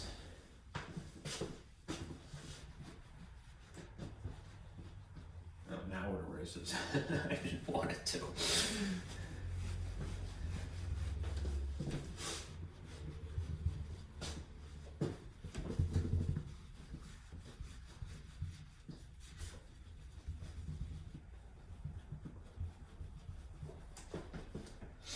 I'm going to leave this just because it's practical in this case. All right, let's use a reference angle to find something that's in radians, pi radians. Find the sine of 5 pi over 4. All right. You could finagle a lot, all right? And it would in fact be useful. It would be to your advantage to know that this is really 0 times pi, so it's just 0, right? Or in the context of 360, it's 2 pi. That this is pi over 2, this is just pi, this is 3 pi over 2. I wouldn't know that limited information. 0, pi over 2, pi, 3 pi over 2, and 2 pi. And then you could, if you wanted to, try to figure out where 5 pi over 4 would land you. But if it's not obvious to do that, maybe as a preliminary step, if it makes you feel better, all right, convert to degrees. I don't really want to corrupt your opinion for the purpose, basically, to identify the quadrant.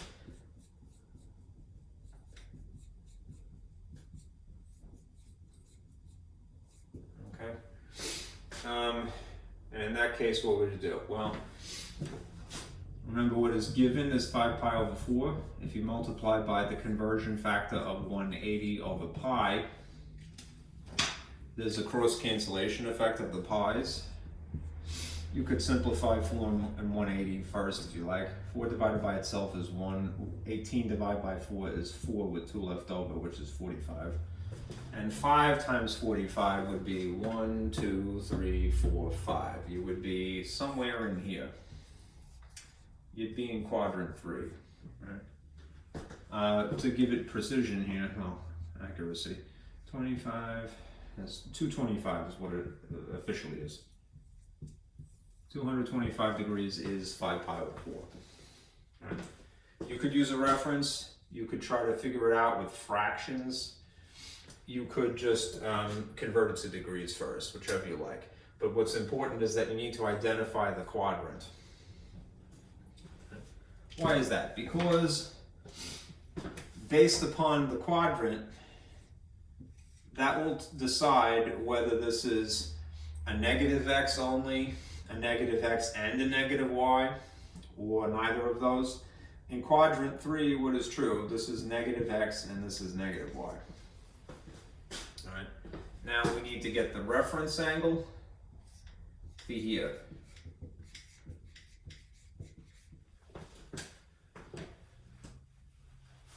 Okay. So if we are in quadrant 3, right, I already drew. Right. 2. If in quadrant 3, we would use this incarnation of a formula. The reference angle, again, is T prime. It would be the angle minus 180. So if we have decided that this is 225, then it's 225 minus 80, which is, let's see, 25 plus another 20 is 45, it should be, right? Okay. Is that right? Yes, it's 45 degrees. Okay. This is 45 degrees. All right, that means that we have, in an exploded view, a 45, 45, 90 triangle. In this orientation. All right. So this is the 45, 45, 90 special relationship. Which means that the side dimensions would be 1 and 1 and the square root of 2. Because of where it's located in quadrant 3, the information that we would have to add to that is that this is negative and that this is negative. Okay? And now we could do this calculation. So, step 4, if it's the sine of an angle, and I'm going to use the context of, again, section 7.2 trigonometric ratios, is in any orientation, it's opposite over hypotenuse. All right, just substitute the appropriate values here. We're technically using that particular 45-degree angle, so opposite of this is -1. All right. The hypotenuse is the square root of 2. Because it is a radical in a denominator, we again have to rationalize.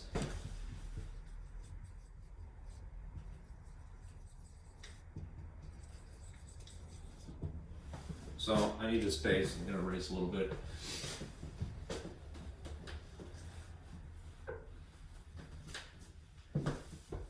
If you have -1 over the square root of 2, and you multiply by a convenient ratio of 1, that is to multiply this by 1, it's not going to change its value, it's merely going to change its appearance. The convenient ratio of 1 would be borrowing this denominator in this case, so it would be the square root of 2 over the square root of 2. That would make the top negative square root of 2. That would make the bottom ultimately this times itself, which would just be 2.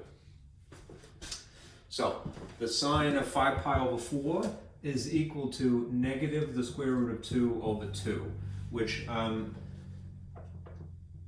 is going to be a decimal, right?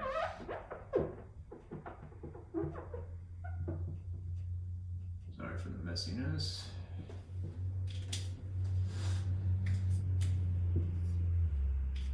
This is the answer, really. It will be negative 0.707, something into infinity. Right. If you're going to enter this straight into your calculator, all right, set it in radian mode first. Quit. All right, now this is in radians. Hit sine, and then put negative, use this button. Square root is second, and then square here, 2, scoot on out of it, divide by 2, close the parentheses, then you have, no, it's backwards. That was stupid of me, sorry. I just went and changed it, and then I wrote the answer in the argument. Pi, ding dong. All right, 5. I have to write this, not the answer. There's nobody here to correct me, unfortunately. I'm sure that some of you, if you're watching this, are probably screaming like, moron, why? Sorry. Why don't you just do it right? Slap. All right. Kick him down the stairs. All right. I'm getting a little too excited here. All right, so I'm sorry. This is in radian mode, and I've entered it in pi radians. All right, and now this will give me what really is negative square root of 2 over 2, or this is the decimal. And there you have it, right? Negative 0.707, whatever it is. Okay, so that's pretty cool. Let's see.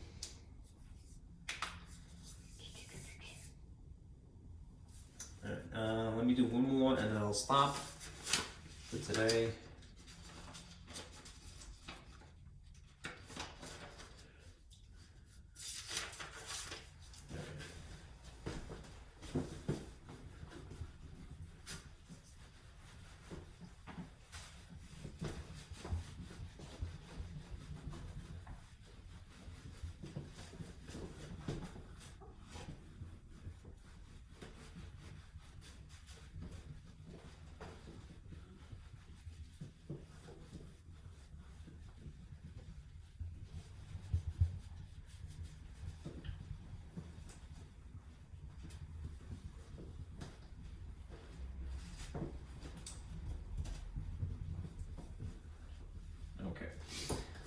Last question.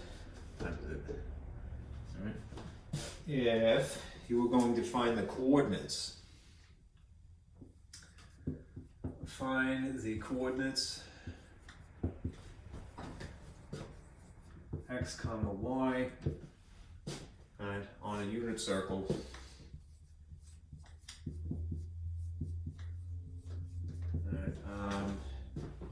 at the location of 7 pi over 6. Again, you could probably dig this up with a reference, but we should be able to do it brute force. Right? As always, draw. Right? You may need to finagle it a little bit. Again, you could change this into fractions that are convenient and then equivalent fraction and predict where this would be right off the bat, but that's kind of tricky. All right. So what you might do as a preliminary step is convert to degrees. Again, I feel bad to even tell you to do that. I don't want to corrupt your opinion. If you're comfortable with the fraction-esque style of this and you know where that would be appropriately, good. All right, but if you're not so sure, but you do know at least that this is 0, 90, 180, 270, and then back to 360, then you could figure it out, right? That way, right? And I'll do that, all right? So if you have 7 pi over 6 and you multiply by the conversion factor, 180 degrees over pi, there's a cancellation effect of the pi unit. You could simplify 6 and 180 if you like. 6 divided by itself is 1. 18 divided by 6 is 3, with an extra 0 is 30. The leftover 7 times 30 is 210 degrees, right? Which, this is pi over 2, pi, 3 pi over 2, and 2 pi. 210 would have you where? In quadrant 3 in this case.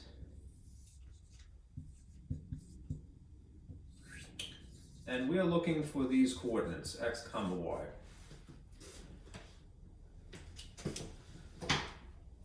Which we could get from drawing a little right triangle here. All right. We know, as a result of being in quadrant 3, that this is a negative x and a negative y again.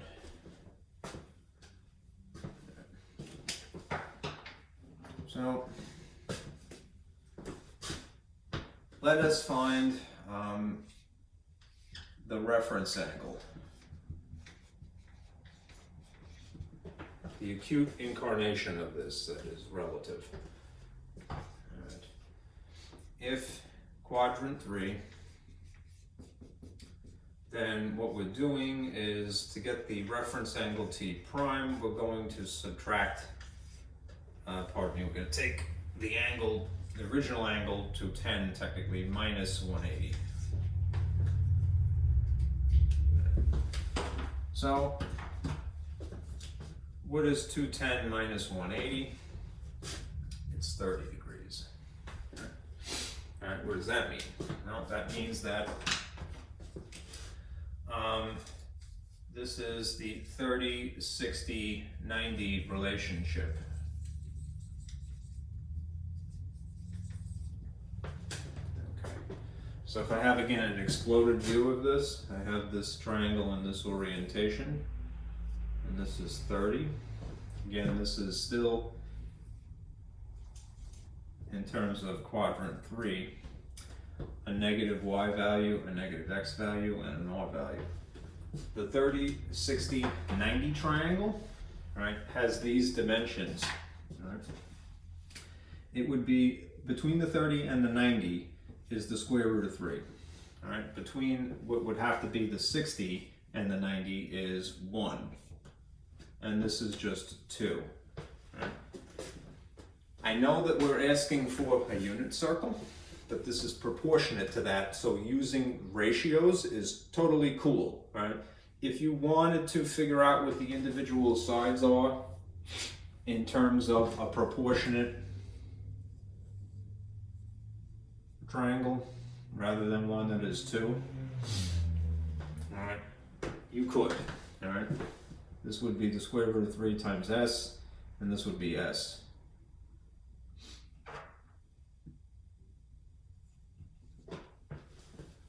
Right, but you would have to figure out what this dimension would be in a unit circle first. Right. using these ratios is totally fine. All right, it will give you the same answer because it is proportionate. All right, so I need the space, so let me erase a little bit here.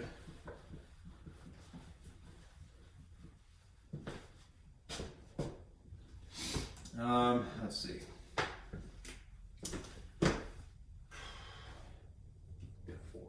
Cosine of theta, I'm going to go back to the context of section 7.2, SOHCAHTOA, right, is adjacent over hypotenuse.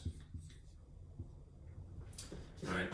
What is adjacent to 30 in this case is negative square root of 3. What is hypotenuse in this case is 2.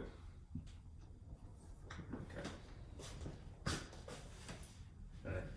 That coincidentally, and it will always be coincidentally,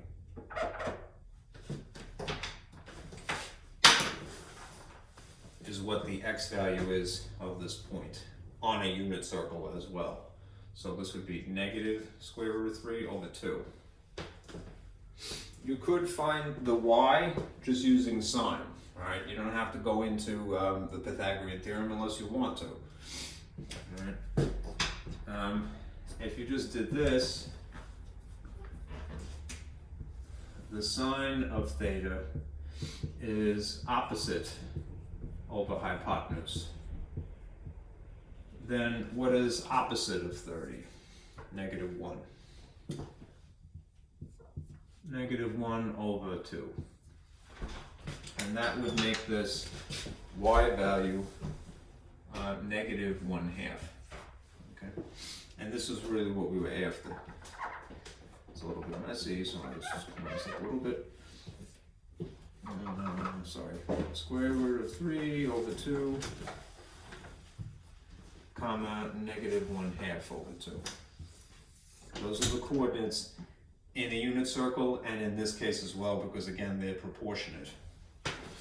Right? And it would make total sense. I mean, like, here's what 1/2 is. Negative 1/2 times negative 1/2 times negative 1/2. Right?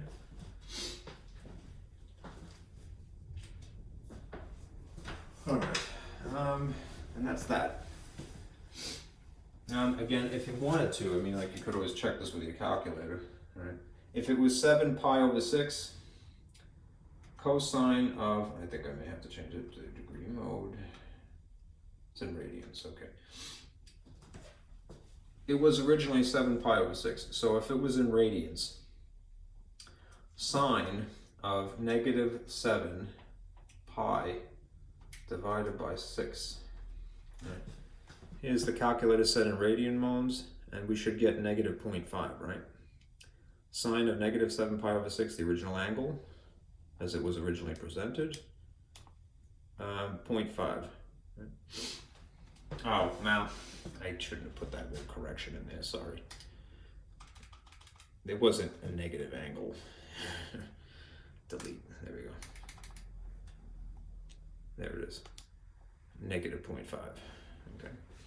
If you did cosine of the same thing, 7 pi over 6, right? You'll get, because it's negative square root of 3 over 2, negative 0.866, whatever it is.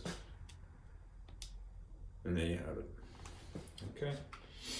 All right. That's it for chapter 7.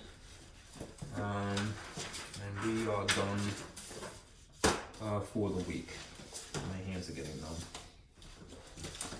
So, for homework,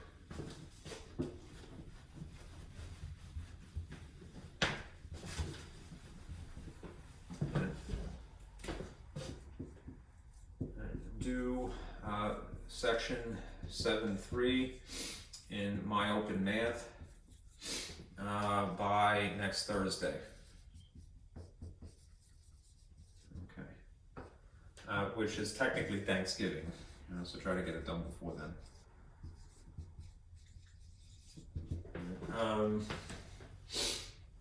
Maybe what I'll do is I'll extend it to Friday, you know, just because of the holiday. I don't want to spoil it's Friday either, but do your homework, please. Ideally, try to do it by next Thursday. I'll try to make this by Friday, perhaps. You know, Friday morning.